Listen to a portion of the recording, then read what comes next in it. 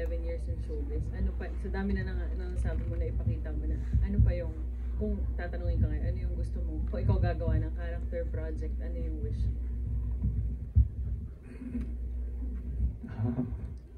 Siguro, kung may gustuhan ako, gusto ko mag-produce. Alam nila Sir Miko yan. Gusto ko matutunan mag-produce. So, yeah, at least, gusto ko mag-produce ng sarili kong movie. So, yeah, gusto ko malaman kung gaano kasakit sa ulo yun. Gusto mo, ha? So, gusto kong ma-explore yan. Kasi, pagdating ng panahon, pag tanda namin, di ba, kami na lang din naman mag-produce. So, yeah, gusto ko kahit simula pa lang ngayon, masimulan ko na. Para pagdating ng panahon na ready na ako mag-produce. Kasi ayoko minamadali eh. So, inaaral ko muna ngayon. So, yeah. Grabe yung good luck mo, parang good luck. Okay. Thank you. Uy, ano yan? May follow-up lang ako. Sa future. Lagi, pag nag-dream together, taga na, di ba? Parang last year. 2 years na ba taga na? Ayoko pa eh. Next time I interview as producer na. Siguro. Gusto mo ng sakit ng ulo. May producer dito. Iba ang fulfillment. After. But during. Pero during, Yes. sakit. Okay. Hello po. Napagalitan ka na ni Direk. Ay, Arniel Cerato Pep. Hello, Sir Arniel. Arniel. Sir Arniel. Hello po. Ano po yung question? Napagalitan ka na ni Direk Cathy. Yes. Pero kasi, yung pagalit niya kasi, hindi siya galit na parang nami-personal eh. Kumaga may tinatama rin siya sa pagkakamali mo. Instructions, ganyan, yung mga tinatama niya.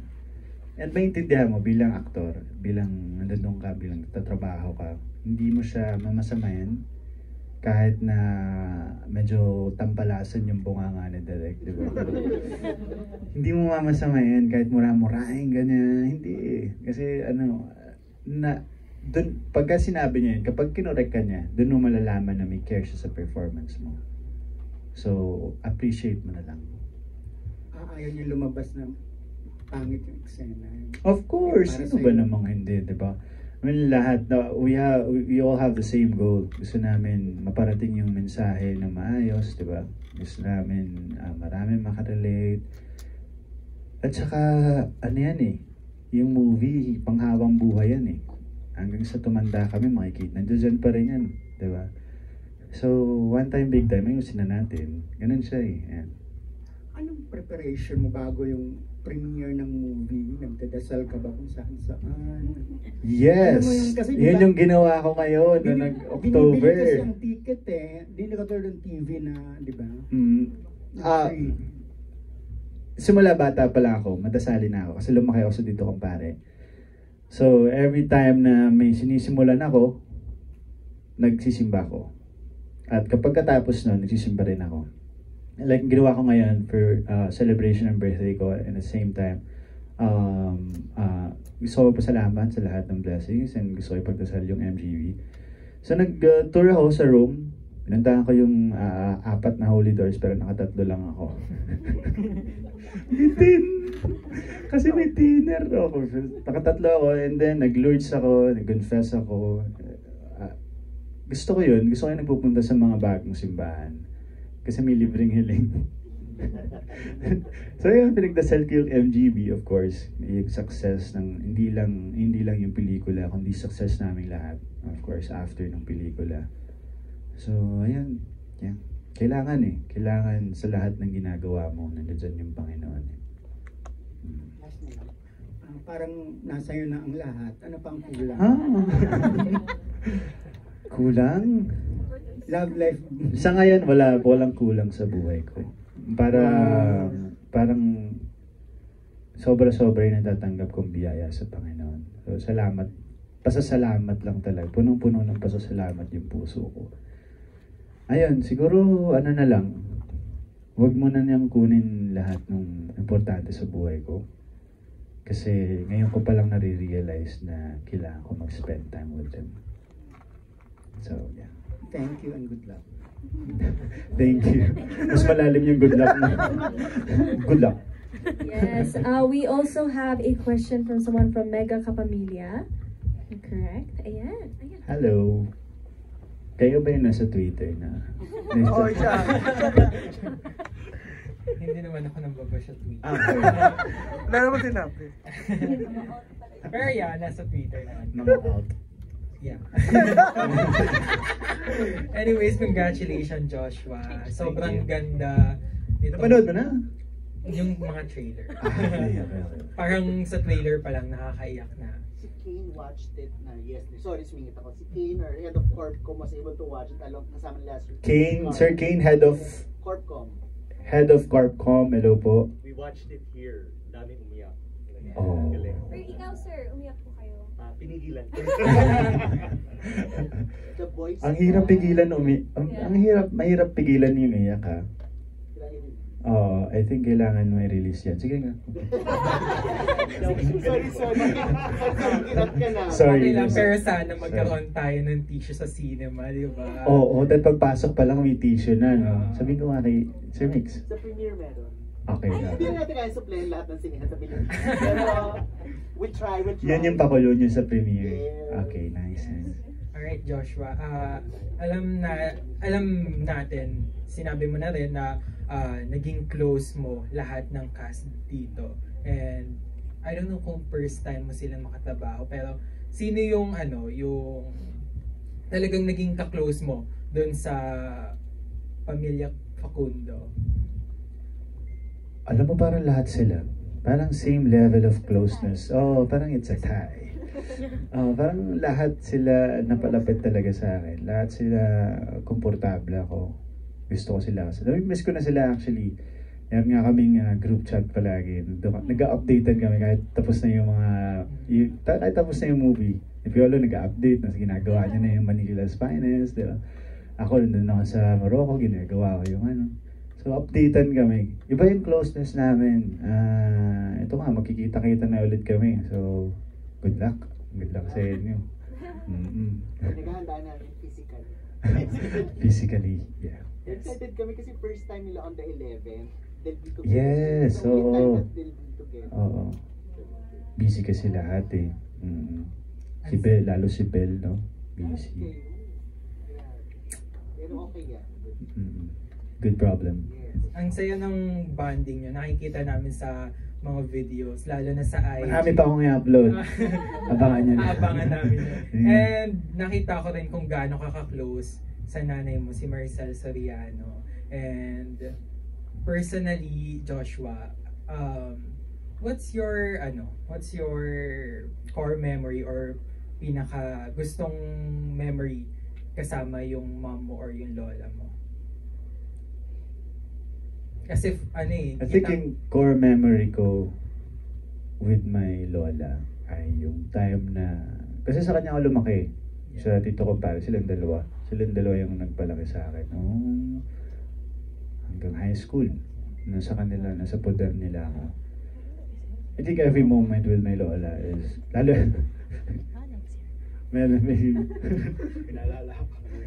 every moment with my lola, core memory siya para sa akin. Pero hindi siyempre, sobrang sutil ko kasi nung bata. Sobrang kulit ko. Alam mo, pansin, of course, wala akong magulang, diba? I think normal talaga maging makulit kang bata.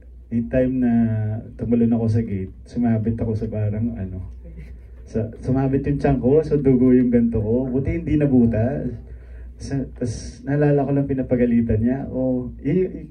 Core memory siya para sa akin. Lahat ng mga moments sa pinapagalitan ng lola ko. Kasi parang, bilang bata, parang natutuwa ako sa attention na binibigyan niya sa akin. Tapos, meron pa one time, parang kumupit ako ng 100 pesos. Umili ako ng brick game. Yung umili ako ng brick game. Kasi uso yan doon, yung sa mga sisiwan. Oo, umili ako doon. Kulit doon. So yeah, and then with my mom,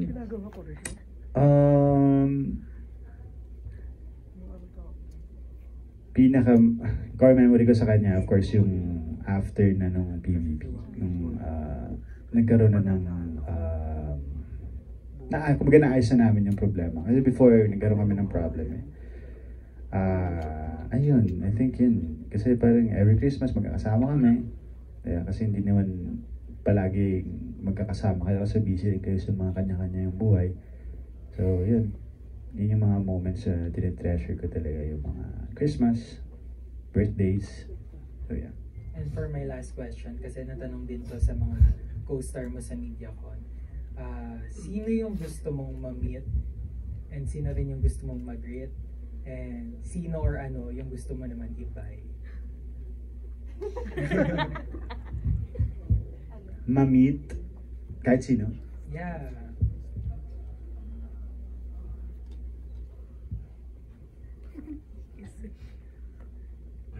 Parang wala gusto mag-meet.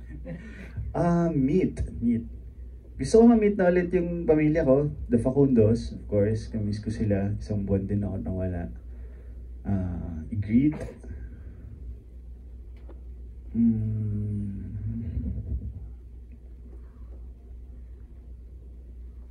Bukod sa Facundos, gusto ko ma-meet yung lola ko pala.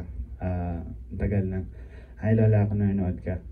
Kasi namimiss niya na daw ako eh. So yan, hindi pa ako ulit nakakadalaw ng Batangas. Greet siya na rin. Hi lola. Gusto ko siya i-greet. And bye. Huwag naman sana siya. Bye. Pwede ba wala na lang i-bye muna? Ando doon ako sa gitna ngayon ng gusto ko pang makasama lahat eh. Yun yung as of the moment na nararamdaman ko eh. So wala man akong gusto i-bye. Congratulations. Ayun lang. Thank you. Thank you. Any other last questions from our median friends? Hi, yes. Hi, hello. Hi po. Hello po. Sir, okay.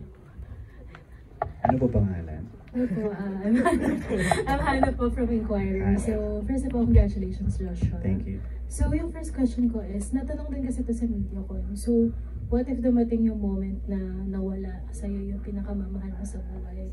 How will you react? And paano yung proseso mo of grieving?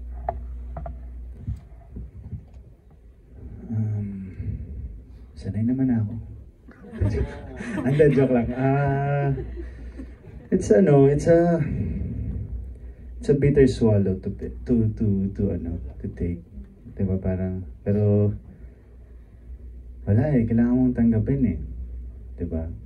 May nakita ako isa sa questionnaire na parang tatanggapin mo ba na ano ba mas okay sa'yo yung maghirap yung magulang mo or parang hayaan mo na sila kaysa maghirap sila, hayaan mo na silang pumanaw. Ako din pa rin ako siguro sa parang tanggapin ko na lang kaysa naman mag-suffer pa sila. Diba? Kasi yan eh. Lahat naman tayo papunta dun, diba? So, parang mahirap, pero kakayanin. Kasi,